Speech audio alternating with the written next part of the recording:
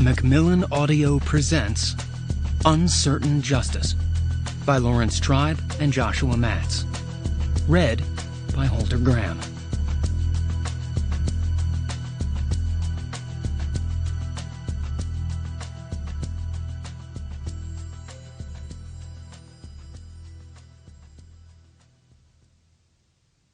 Prologue. Uncertain Justice.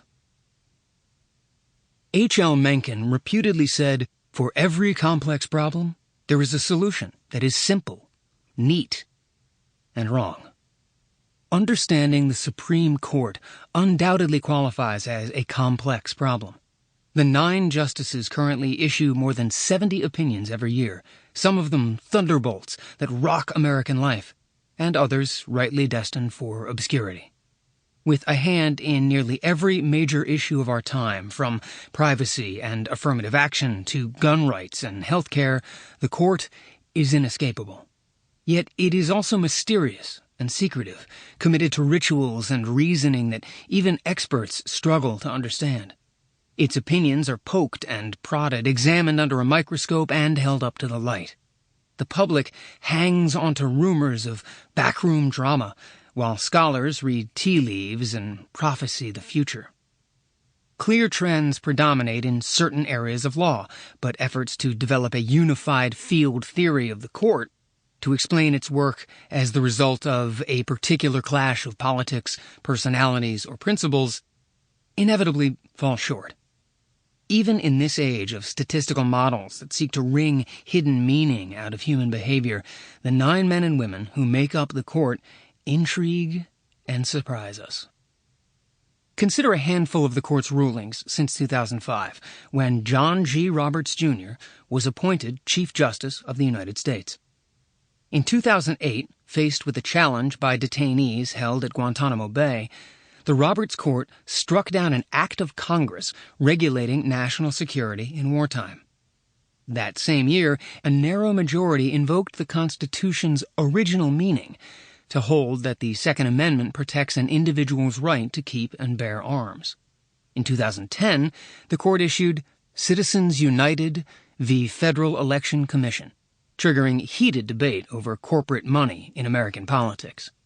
Then, in 2012, the court upheld Barack Obama's signature achievement, the Affordable Care Act. Since 2012, this court has also blocked state efforts to regulate immigration, limited warrantless GPS surveillance, invalidated part of the Voting Rights Act, and held that part of the Defense of Marriage Act violates the rights of same-sex couples.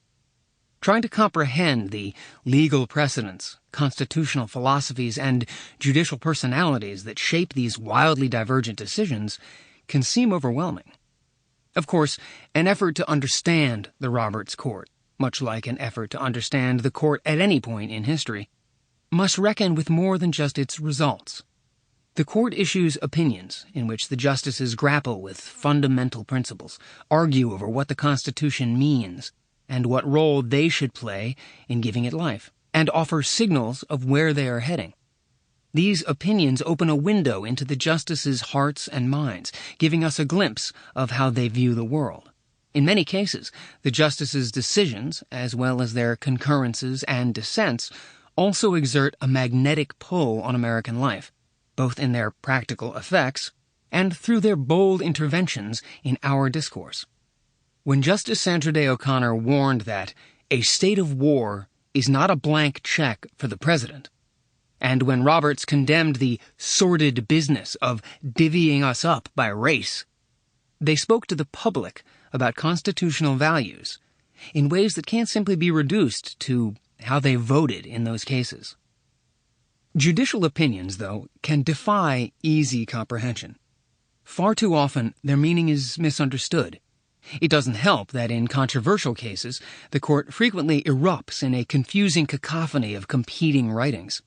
Nor do its opinions always offer a comprehensive and transparent view of the court.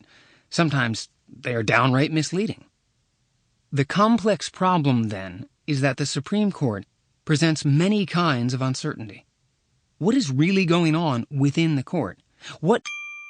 Sample complete. Ready to continue?